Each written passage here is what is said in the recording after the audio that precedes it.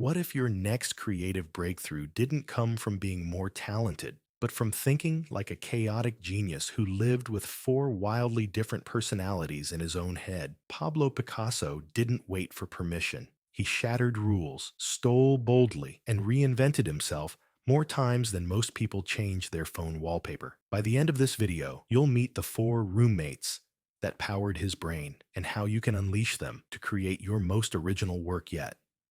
Pablo Picasso was the definition of creative rebellion. He didn't follow the path, he lit it on fire. He mastered realism by age 15. Then he got bored, so he created the blue period, then the rose period, then cubism, then surrealism. He didn't find one voice. He played an entire band. But here's the twist. This wasn't chaos. It was a system. Inside Picasso's mind were four mental roommates, each bringing something wildly different to the table. And that's how he stayed creative for 70 years straight.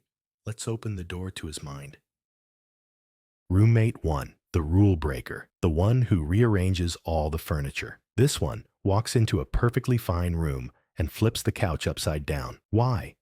Because what if we tried it this way? Picasso had mastered tradition, but mastery bored him. He once said, "You have to have an idea of what you are going to do, but it should be a vague idea." Instead of following the blueprint, he tore it up. Think about it like school. Everyone's solving the math problem. This roommate paints the math problem. Picasso didn't reject skill, he rejected comfort, because comfort is the death of innovation.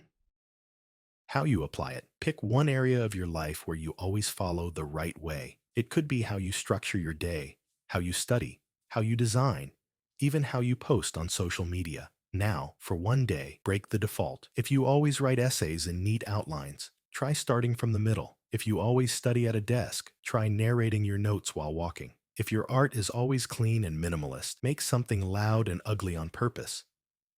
Treat it like rearranging your room, not forever, just to see what new ideas fall out when things are upside down. You build creative flexibility, training your brain to see alternatives even when it's uncomfortable. Roommate 2, the child, the one who colors outside the lines on purpose. This roommate draws on the walls and then signs their name proudly. They don't ask, "Is it good?" They ask, "Is it fun?" Picasso once said, "It took me 4 years to paint like Raphael, and a lifetime to paint like a child." He knew that creativity isn't skill, it's play. He let go of making things perfect and leaned into making things alive. Imagine cooking without a recipe. You throw in cinnamon by accident, and it's amazing. That's what this roommate does. They mess up their way into brilliance. How you apply it. Set a 10-minute timer and do something ridiculous. Draw about with your non-dominant hand. Sing a sentence you were supposed to write. Use crayons instead of Photoshop. Make something no one's allowed to see but you. The goal isn't beauty or meaning. It's freedom. You're shaking off the "is this good enough" voice in your head and giving your brain space to just play. Want to make it a habit? Schedule weekly creative recess. No rules, no outcome, no pressure. Just chaos and curiosity. You unfreeze the part of your brain that's afraid to be seen messing up, and that's where real creativity lives. Roommate 3, the borrower, the one who's always looking over someone else's shoulder. This one collects ideas like magnets on a fridge. They copy, remix, blend, twist. Picasso stole from African tribal masks, ancient Iberian sculptures, modern painters, and even cave art, and he made it his own. He said, "When there's anything to steal, I steal." But here's the trick. He didn't steal the thing. He stole the spark. He didn't imitate. He transformed. Imagine your playlist is full of different genres, and you make your own song by combining your favorite 5 seconds from each one. That's this roommate at work.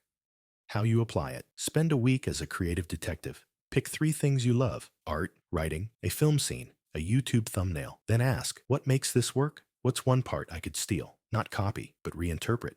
Try this. Take the rhythm of a speech you admire and use it in your own script. Take the lighting from a photo and try it in your own style. Take the tone of a tweet and use it in your writing voice. You're not cheating. You're feeding your creative brain exactly what it craves: remixable fuel. You learn how to reverse engineer greatness and use it to build something unmistakably yours. Roommate 4, the experimenter, the one who has a new phase every month. This roommate goes from guitar to photography to pottery to tattoo design, all before breakfast. They never settle, and they never apologize for changing. Picasso lived in eras: blue, rose, cubist, surreal.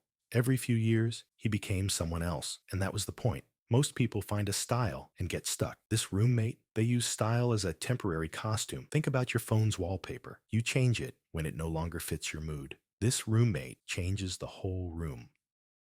How you apply it. Every month, assign yourself a mini identity to try on. Pretend you're a graphic novelist, a surrealist poet, a short form video editor, a street photographer. Then go create something in that voice, even if it feels wrong. Start tiny, a 3-line poem, a bizarre self-portrait, a 30-second skit using a weird filter. The goal? Don't aim to be good. Aim to surprise yourself. Over time, you'll build a portfolio of past selves, and each one will leave a fingerprint on your main identity. You become adaptable and creatively fearless, able to shift gears instead of getting stuck in one box.